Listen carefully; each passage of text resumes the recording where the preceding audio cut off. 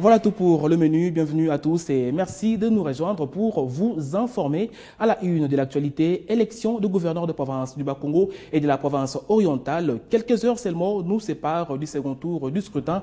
Tout se décidera ce mercredi au Bas-Congo. Le vice-président de la Commission électorale nationale indépendante a réuni les membres du Centre provincial des opérations sécuritaires pour échanger sur la planification de ce scrutin. Détail avec Nanou Mavungu, notre envoyé spécial sur place. Renforcer des stratégies pour la sécurisation du second tour de l'élection de gouverneur et vice-gouverneur du 28 octobre dernier prévu pour ce mercredi 2 novembre était au centre d'un entretien qu'a eu le vice-président de la CENI, Jacques Nzoli, et les membres du Centre provincial des opérations sécuritaires coordonné par les commissaires provinciaux, le général Rance, qui était représenté par son adjoint, le colonel Christian Paipai. C'est là en vue de planifier la bonne tenue de ces élections. Au sortir de cette réunion, le vice-président de la CENI a indiqué que toutes les dispositions sont prises pour la bonne marche de ces élections qui opposera le candidat de la majorité de Nkusu et l'indépendant Jacques Mbali. Nanou Mavungu depuis Matadi pour Télé 50. Coopération bilatérale parlementaire RDC, Royaume de Belgique. Vous le savez, André Flao séjourne depuis dimanche à Kinshasa sur invitation d'Aubin Minakou. Le président de la Chambre de représentants belge a tenu un discours ce mardi devant les députés nationaux, devant les élus réunis en plénière au Palais du Peuple. L'hôte du speaker de la Chambre basse du Parlement a démontré les avancées démocratiques réalisées en RDC en peu de temps. Suivez. Arrivé depuis le dimanche dernier à Kinshasa, André Flao a démontré les bonnes relations qui existent entre l'Assemblée nationale de la RDC et la Chambre des représentants belges. Ce mardi, il est venu échanger avec les députés nationaux et dans son message, se basant sur la crise institutionnelle qu'a connue son pays, André Flao a demandé aux députés nationaux de considérer cela comme un exemple pour le bon fonctionnement de l'institution parlementaire en mettant de côté toutes les velléités politiciennes. Les élus de l'opposition et de la majorité présidentielle ont été interpellés à considérer leur rôle en tant que des représentants du peuple en évitant des discours qui ne permettent pas à la nation de se développer. Un discours bien capté par l'assistance des deux tendances politiques, à savoir la majorité et l'opposition. Moi je me dis que c'est une démocratie agissante où il y a d'abord respect des patries et dans ces respects des patries, il y a la considération et l'estime. On reconnaît que notre pays est souverain et lui quand il est dit c'est avec qualité du président de la Chambre des représentants de Belgique. En tant que politique, une bonne démarche pour la première fois au devant l'Assemblée nationale congolaise, l'État belge à travers sa représentativité du peuple a reconnu la souveraineté tout azimut de la République démocratique du Congo. Je suis d'accord avec André Flao sur beaucoup de points et sur un seul point, je ne suis pas d'accord avec lui. Sur la situation des droits de l'homme, sur la situation de la démocratie, sur l'agression de la RDC par le Rwanda, je suis totalement d'accord avec lui. Sur le plan économique aussi mêmement. Après Kinshasa, André Flao se rendra à Goma, accompagné de quelques députés nationaux pour se rendre compte de l'évolution de la situation sécuritaire. 6 ordonnances loi à caractère fiscal sont déjà à la disposition des opérateurs économiques congolais et étrangers. Pas donc d'inquiétude et de tiraillements dans les domaines des impôts entre la Direction générale des impôts et le secteur privé. Ces ordonnances loi publiées depuis le 24 septembre dernier ont été présentées ce mardi aux hommes d'affaires par le patron de la DGI. C'est dans le cadre de la vulgarisation de mesures prises en rapport avec les différentes réformes fiscales initiées par le gouvernement congolais. Suivez. C'est ici, dans les installations de la Fédération des entreprises du Congo, que la haute administration fiscale en RDC DGI a éclairé les opérateurs économiques sur les 6 nouvelles ordonnances fiscales, telles que la réglementation du petit commerce, la procédure fiscale, les modalités des calculs et autres. Principalement pour assainir l'environnement économique, le gouvernement a été amené à proposer donc, toutes ces mesures qui marque en tout cas un signal très fort. On réduit les taux, on diminue la pression, mais on voudrait aussi que les opérateurs économiques comprennent ce signal et qu'ils puissent s'organiser pour souscrire des déclarations plus sincères. La salle est envahie des opérateurs économiques de tous les secteurs. Tous avaient un seul souci, découvrir les nouvelles innovations en matière de fiscalité et harmoniser le climat des affaires. Les inquiétudes et les préoccupations des opérateurs économiques sur les mesures de recouvrement des impôts et de poursuites judiciaires ont été abordées avec justesse par le DG de la DGI. Le civisme fiscal, rien que le civisme fiscal, voilà ce qui va renforcer ce partenariat DGI secteur privé. Et nous avons attiré leur attention sur la nécessité de combattre toutes les pratiques rétrogrades, la fraude, les détournements, les pratiques, toutes les pratiques peu recommandables. Parce que ce sont ces pratiques qui ruinent en fait le bon rapport qui doit exister entre l'administration et les opérateurs économiques. C'est depuis le 24 septembre 2012 que ces ordonnances-lois ont été publiées et sont entrées en vigueur, mais certaines d'entre elles seront d'application à compter de l'exercice 2013. Politique douanière en RDC, après sa promulgation par ordonnance présidentielle signée depuis le mois de septembre, le nouveau code des accises sera bientôt mis en place. Et pour la vulgarisation des textes de loi, les comités de désengorgement du port de Matadi, la structure qui chapeaute la direction générale des douanes et accises, a réuni ses membres et partenaires ce mardi pour une matinée de communication. À la Lino Mamba. C'est chaque mardi de la semaine que le comité de désengorgement du port de Matadi s'est réuni, mais à cette rencontre, elle était assez particulière. Tout d'abord parce qu'elle s'est vue délocaliser de bureau de la DGDA pour l'hôtel Vénus, et extraordinaire car elle regroupait non seulement ses membres, mais aussi tous les partenaires évoluant dans le secteur de douane en République démocratique du Congo. À l'ordre du jour, échange communicationnel sur le nouveau code des accises et le nouveau tarif de droits et taxes à l'importation comme à l'exportation. Des textes de loi promulgués depuis le mois de septembre dernier sur ordonnance présidentielle. À en croire les responsables de la DGDA, ce texte de loi ont plusieurs objectifs, dont l'optimisation de la gestion des accises et la lisibilité de la législation.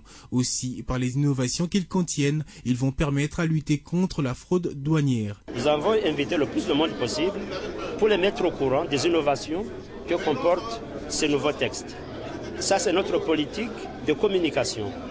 Nous ne voulons pas que des textes qui apportent certains changements soient mis en application avant que les concernés ne soient mis au courant. Vous avez participé à la réunion, je pense que tout s'est bien passé, des questions ont été posées et nous avons essayé de donner les réponses qu'il faut dans la mesure du possible. Mais cela sera vite fait pour qu'effectivement les nouvelles dispositions de ces textes soient mises en application. Au cours de cette même réunion, juste avant d'aborder la question sur ces textes de loi, les participants ont passé en revue la situation des navires et du terminal conteneur du port de Matadi.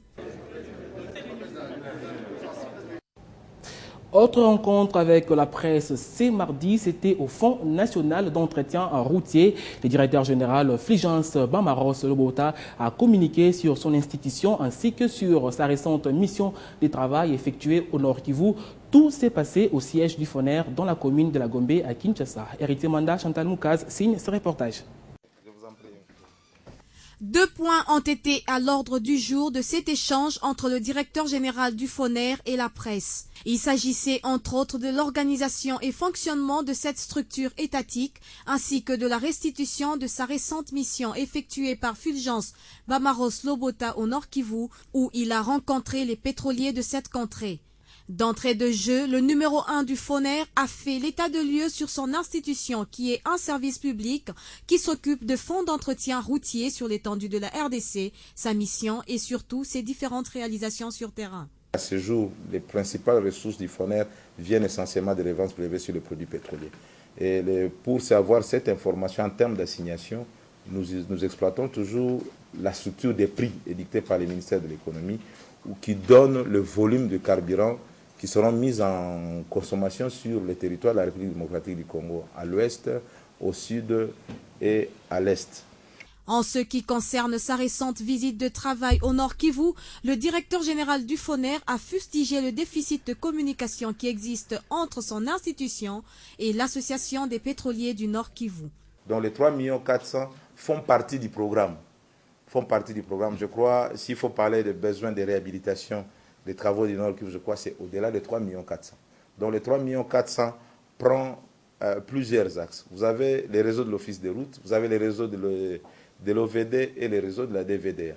Donc ce n'est que la consolidation des actions et le paiement est arrivé au moment où nous faisons les paiements suivant les plans de la programmation que nous avons arrêtée.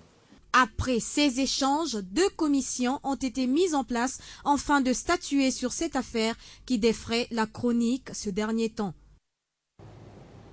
Rendons-nous au ministère des Postes, Téléphones, Nouvelles Technologies de l'Information et de la Communication. Le ministre Kinké Moulumba Trifon était à Dubaï, aux Émirats Arabes Unis. C'était pour prendre part au sommet mondial sur les télécommunications. Et aussitôt revenu, il a fait la restitution de son périple. Il s'est exprimé sur les retombées positives de sa tournée qu'il a aussi conduit en Europe aux côtés du Premier ministre Augustin Matata-Ponyo.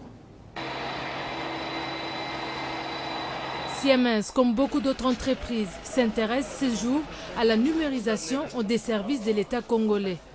Ce sont là les mots du ministre de Poste, Téléphone, Nouvelles Technologies de l'Information et de la Communication, Kinké Moulumba.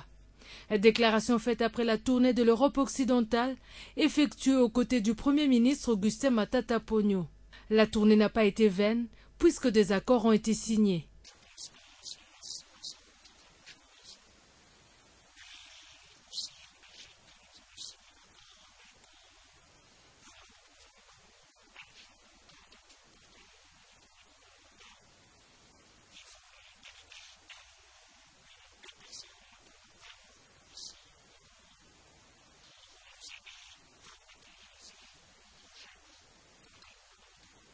Bien avant que le ministre qui gère le secteur de la télécommunication congolaise ne rejoigne le chef du gouvernement, il a participé au sommet annuel des télécommunications à Dubaï. Et sur place, la RDC a retrouvé le droit de parole après l'apurement de ses arriérés de cotisation, évalués à 3 millions de francs suisses.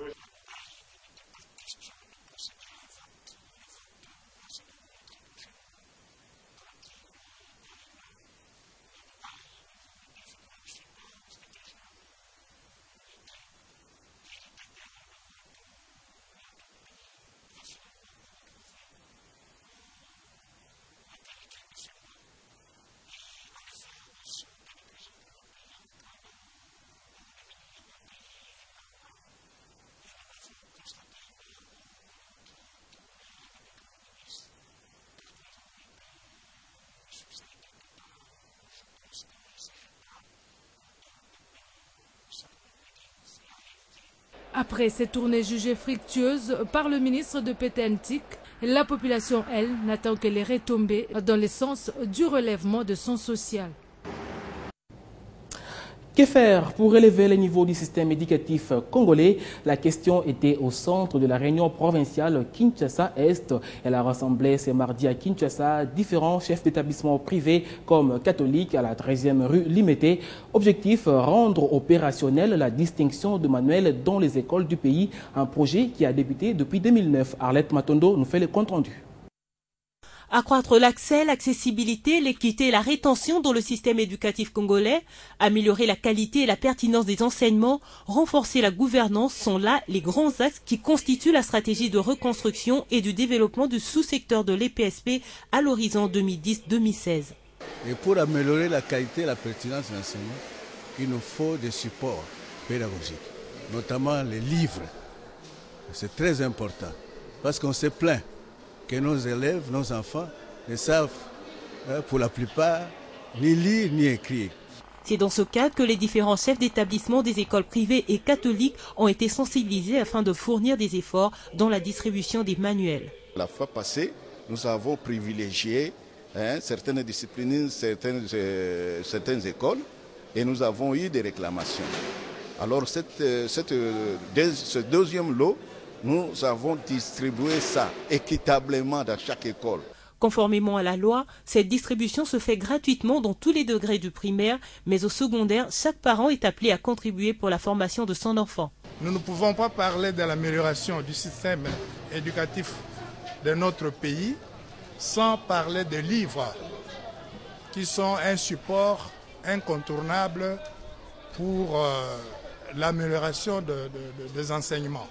À la fin de chaque année, ces chefs d'établissement seront évalués par rapport à l'amélioration de l'atteinte de ces objectifs. Ainsi, pour combler l'insuffisance des moyens pédagogiques, le gouvernement est appelé à prêter main forte au ministère de l'enseignement primaire, secondaire et professionnel. En sport, à la Ligue nationale de football, les choses ne sont pas sur de bons rails après une première dérogation lui accordée par les ministères de